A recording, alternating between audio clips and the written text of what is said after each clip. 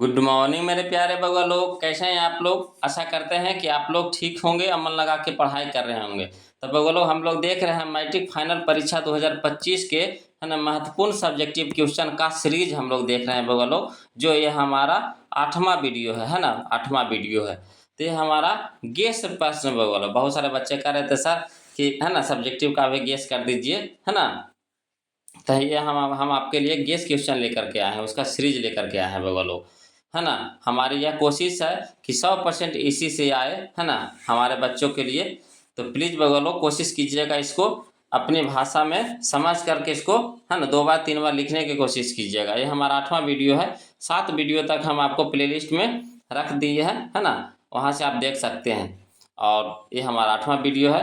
अब बउआ लोग है ना, वीडियो अगर आपके पास पहुँच रहा है तो प्लीज़ हमें कुछ ना कुछ कमेंट करके जरिए है ना जवाब दीजिए, है ना। जो भी अच्छा बुरा जो भी कमेंट आपको समझ में आवे जरूर कमेंट कीजिए। इससे हमें पता चलेगा कि जो हम वीडियो बना रहे हैं क्या हमारे बउआ लोग के पास पहुंच पा रहा है या नहीं पहुंच पा रहा है ना। तो चलिए बउआ लोग वीडियो को शुरू करते हैं, है ना। और वीडियो को लाइक कर दीजिए बउआ लोग, है ना। और जो अभी तक चैनल को सब्सक्राइब नहीं किया है तो प्लीज़ चैनल को सब्सक्राइब कर लीजिए। चलिए हम लोग देखते हैं क्वेश्चन नंबर 71 बउआ लोग। आज हम लोग 71 क्वेश्चन देखेंगे और है ना 1 से 70 तक हम क्वेश्चन आपको प्लेलिस्ट में डाल दिए हैं, वहाँ से आप देख सकते हैं। चलिए बउआ लोग, तो कहता है रूसीकरण की नीति क्रांति हेतु कहाँ तक उत्तरदायी थी। बहुत ही इंपॉर्टेंट क्वेश्चन है बउआ लोग, है ना, VVI क्वेश्चन है।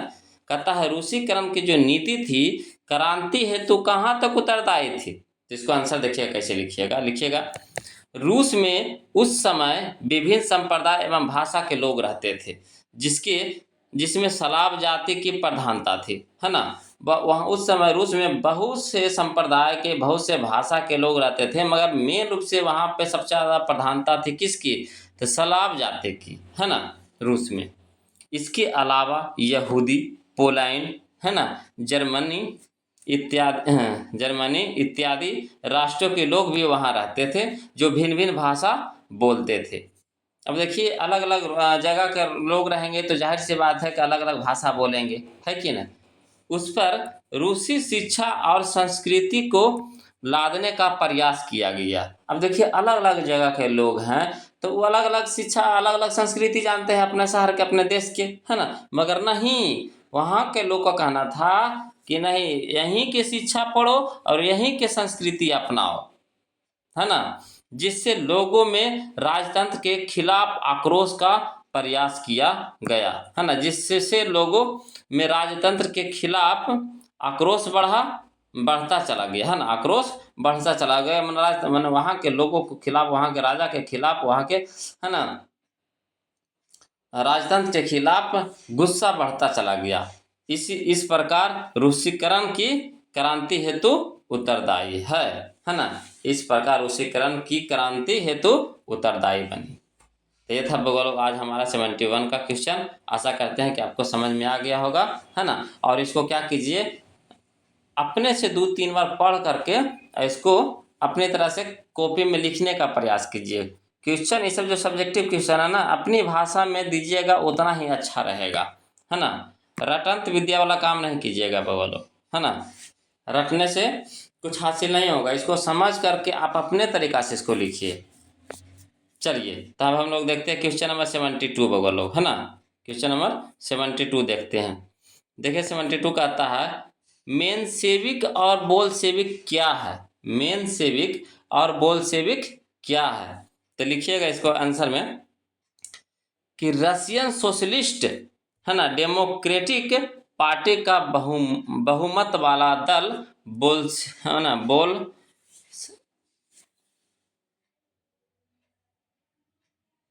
बोल्शेविक होगा बउआ लोग, यहाँ गलती लिखा गया है ना।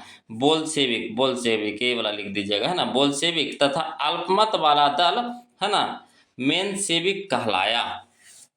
आया समझ में, है ना। कहता है रशियन सोशलिस्ट डेमोक्रेटिक पार्टी का बहुमत वाला, जिसमें सबसे ज़्यादा बहुमत हो तो उसको बोला गया बोल्शेविक। और जिसमें कम, है ना, कम दल था, कम बहुमत वाला दल था तो उसको बोला गया मेनसेविक।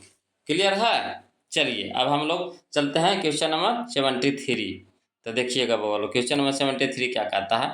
कहता है समाजवादी दर्शन क्या है। समाजवादी दर्शन क्या है, तो चलिए इसको समझिएगा, है ना।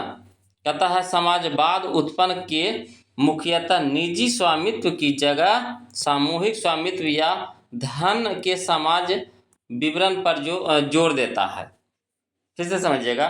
कहता है समाजवाद उत्पन्न के मुख्यतः निजी स्वामित्व की जगह सामूहिक स्वामित्व या धन के समाज वितरण पर जोर देता है। समाजवादी पोषण जन मुक्त समाज की, है ना, स्थापना, यहाँ स्थापना लिखा है बोलो, है ना, स्थापना चाहते हैं, है ना, स्थापना चाहते हैं, स्थापना लिख दीजिएगा, स्थापना, है ना, स्थापना यहाँ पर लिख दीजिएगा।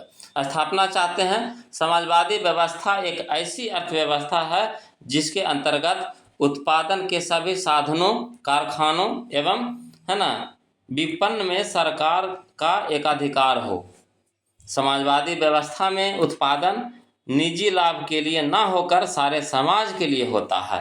इसी बोलता है समाजवादी दर्शन, है ना। चलिए बोलो अब हम लोग चलते हैं क्वेश्चन नंबर 74 देखते हैं। देखिए कहता है 74, ये भी बहुत ही अच्छा क्वेश्चन है बोलो और इम्पोर्टेंट क्वेश्चन है ना। कहता है कार्ल मार्क्स के विषय में आप क्या जानते हैं। कार्ल मार्क्स के विषय में आप क्या जानते हैं, इसके बारे में आपको लिखना है, कार्ल मार्क्स के बारे में। तो चलिए बोलो कैसे लिखिएगा जी। कहता है कार्ल मार्क्स का जन्म जर्मनी के राइन प्रांत के, है ना, ट्रियर नगर में एक यहूदी परिवार में हुआ था, है ना। ट्रियर नगर, है ना, ट्रियर नगर में एक यहूदी परिवार में हुआ था। मार्क्स पर रूसो, मॉन्टेस्क्यू एवं, है ना, हिगले की विचारधारा का गहरा प्रभाव था। मार्क्स और, है ना, एंगेल्स ने मिलकर 1848 में कम्युनिस्ट मैनिफेस्टो अथवा साम्यवादी घोषणा पत्र प्रकाशित किया। कार्ल मार्क्स ने पूंजीवाद की घोर निंदा की और श्रमिकों के हक की बात उठाई। उसने सारी दुनिया के मजदूरों का एक होकर नारा दिया। कार्ल मार्क्स ने अपनी विख्यात पुस्तक दास कैपिटल का प्रकाशन 1867 में किया, जिसे समाजवादियों का बाइबल कहा जाता है ना, बाइबिल कहा जाता है वो लोग। 1867 में, है ना, जो दास कैपिटल जो लिखे थे कार्ल मार्क्स ने, उसे 1867 में प्रकाशित किया गया था बगलो, जिसे बोला जाता है समाजवादियों का बाइबिल, है ना। तो चलिए बगलो, आशा करते हैं क्वेश्चन आपको समझ में आ गया होगा। अब हम लोग क्वेश्चन नंबर 75 चलते हैं।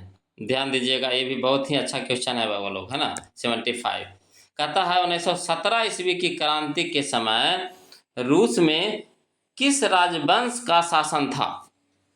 1917 ईस्वी की क्रांति के समय रूस में किस राजवंश का शासन था। इस शासन का स्वरूप क्या था, इस शासन का स्वरूप क्या था। तो चलिए बगलो इसका जवाब कैसे दीजिएगा, लिखिएगा 1917 ईस्वी की क्रांति के पूर्व रूस में, है ना, रोमनोव वंश का शासन था। फिर से समझिएगा, कहता है 1917 ईस्वी की क्रांति के पूर्व रूस में रोमनोव वंश का शासन था। इस वंश के शासन का स्वरूप, है ना, स्वेच्छाचारी राजतंत्र था। रूस का सम्राट जार अपने आप को ईश्वर का प्रतिनिधित्व समझता था। वह सर्वशक्तिशाली था तथा राज्य की सारी शक्तियां उसी के हाथों में केंद्रित थी। राज के अतिरिक्त वह रूसी चर्च का भी प्रधान था, है ना। प्रसार जार और उसके अधिकारियों से त्रस्त था, है ना। यही था बगलोग हमारा, है ना, 75 का आंसर। आशा करते हैं कि आपको समझ में आ गया होगा। अब चलिए हम लोग क्वेश्चन नंबर 76 चलते हैं बगलोग।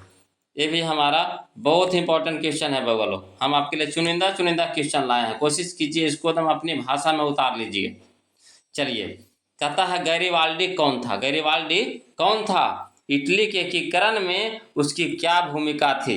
या फिर अगला कह सकते हैं इसको अलग तरीका से कि गैरिबाल्डी के कार्यों का चर्चा करें, है ना। तो लिखिएगा इसको कैसे लिखिएगा जब बताते हैं हम आपको। लिखिएगा, इटली के एकीकरण का द्वितीय चरण गैरिबाल्डी की तलवार ने पूरा किया। इटली के एकीकरण का द्वितीय चरण गैरिबाल्डी की तलवार ने पूरा किया। यह युद्ध की नीति में विश्वास करता था। कौन? गैरिबाल्डी, है ना। उसने सशस्त्र युवकों की एक टुकड़ी बनाई जो लाल कुर्ती कहलाया, है ना। सशस्त्र माने हाथ में तलवार, लाठी, भाला, गड़ासा ये सब लेकर के एक टुकड़ी बनाया, है ना। एक सेना की टुकड़ी बनाया जिसको लाल कुर्ती कहा जाता है। उनकी सहायता से उसने सिसिली पर अधिकार कर वहां गणतंत्र की स्थापना की। वह पोप के राज पर भी आक्रमण करना चाहता था, परंतु काबूर ने इसे अनुमति नहीं दी। तो ये था लोग हमारा गैरिबाल्डी के कार्यों के बारे में, है ना, या फिर गैरिबाल्डी के विषय में कुछ यहाँ पे लिखा गया है ना। आप इसको समझ लीजिए अच्छी तरह से। आशा करते हैं कि आपको समझ में आ भी गया होगा, है ना। तो चलिए अब हम लोग देखते हैं क्वेश्चन नंबर 76 तो हो ही गया। अब 77 देखते हैं बगल, है ना। चलिए क्वेश्चन नंबर 77 कहता है, वियना कांग्रेस, है ना, सम्मेलन में फ्रांस में किस राजवंश की पुनर्स्थापना की गई? वियना कांग्रेस सम्मेलन में फ्रांस में किस राजवंश की पुनर्स्थापना की गई? तो इसका उत्तर दीजिएगा। वियना कांग्रेस 1815 द्वारा फ्रांस में बोर्बो राजवंश की पुनर्स्थापना की गई, है ना। वियना कांग्रेस सम्मेलन कब हुआ था बगो लोग? 1815 में, है ना। इसमें, है ना, फ्रांस में बोर्बो राजवंश की स्थापना हुई थी वियना सम्मेलन में। तो चलिए क्वेश्चन नंबर 77 हम लोग देख लिए। अब हम लोग क्वेश्चन नंबर 78 देखेंगे बगल लोग। चलिए क्वेश्चन नंबर 78 कहता है कि जर्मनी के एकीकरण के लिए बिस्मार्क ने कौन सी नीति अपनाई? बहुत ही इंपॉर्टेंट क्वेश्चन है बगल लोग, भी आई है ना। कोशिश कर लीजिए कि इसको एकदम दिमाग में सेट कर लीजिए। कहता है, इसका आंसर कैसे लिखिएगा। पर्सा का राजा विलियम प्रथम ने प्रख्यात राष्ट्रवादी और कूटनीतिक बिस्मार्क को अपना प्रधानमंत्री यानी चांसलर नियुक्त किया, है ना। जर्मनी के एकीकरण के लिए बिस्मार्क ने रक्त और तलवार की नीति अपनाई। सबसे पहले बिस्मार्क ने आर्थिक सुधारों के द्वारा पर्सा की स्थिति, है ना, मजबूत की, है ना। इससे सैनिक शक्ति सुदृढ़ हुई। पर्सा के एकीकरण के लिए उसने डेनमार्क, ऑस्ट्रिया तथा फ्रांस के साथ युद्ध किया। इसके परिणाम स्वरूप ही यूरोप के नक्शे पर एकत्रित जर्मन राष्ट्र का उदय हुआ। ये था बगलों हमारा जर्मनी के एकीकरण के लिए बिस्मार्क की नीति, है ना। तो चलिए बगलों अब हम लोग क्वेश्चन नंबर 78 तो देख ही लिए, अब 79 देखेंगे, है ना। तो चलिए 79 क्या कहता है। कहता है वियना कांग्रेस की क्या उपलब्धियां है? बहुत ही इंपॉर्टेंट क्वेश्चन है बगलों, ये सब भी आई क्वेश्चन है, बोलने की जरूरत नहीं है बगलों, है ना। तो चलिए इसको कैसे लिखिएगा। वियना सम्मेलन की मुख्य उपलब्धियां थी, नेपोलियन द्वारा पराजित राजवंशों की पुनर्स्थापना का प्रयास किया गया। फ्रांस और स्पेन में बोर्बो राजवंश को फिर स्थापित किया गया। फ्रांस में लुई 18वां को राजगद्दी सौंपी गई, है ना। फ्रांस में लुई 18वां को राजगद्दी सौंपी गई। इटली और ऑस्ट्रेलियाई राज परिवार को सत्ता सौंपी गई। नेपोलियन द्वारा स्थापित 39 राज्यों के जर्मन महासंघ को भंग नहीं किया गया। इस प्रकार वियना व्यवस्था द्वारा, है ना, यूरोप में राजनीतिक परिवर्तन कर, है ना, पुरानी सत्ता को बहाल किया गया। पहले जो हमारा इटली था जो कितने राज्यों में बटा हुआ था? 300 छोटे छोटे राज्यों में बटा था। उसको जोड़ करके एकत्रित कर करके, है ना, 39 राज्य में, है ना, परिवर्तित कर दिया बगलों।